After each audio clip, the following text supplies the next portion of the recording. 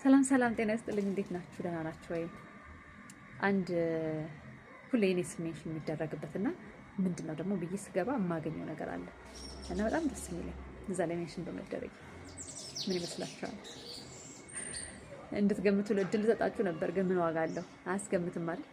ያው ወሬ መቀጠል ስላለብን ምን መሰላችሁ?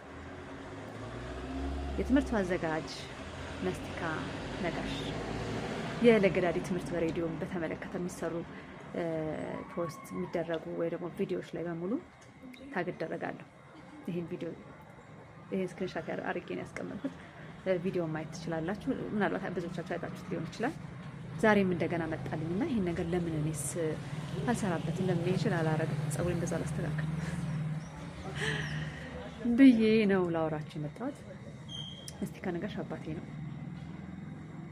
እድለኛ ከሆኑት ትውልዶች 1980 1975 መጨረሻው አካባቢ 1980 1990 በጣም በብዙ ነገር የታደልን ሰው የሚሸት ትውልድ የነበረበት በጣም ብዙ ለልጆች አስተዳደግ ጤነኛ ለሆነ አስተሳሰብ፣ ለመልካምነት፣ ለበጎነት፣ ለሀገር ፍቅር፣ ለወገን ፍቅር ሁሉ በጣም የሚመች ጊዜ ነበረ።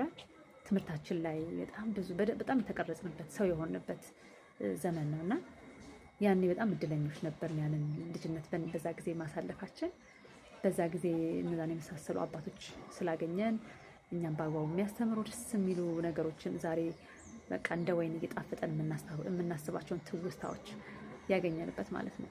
ግን አንድ ጥያቄ አለኝ።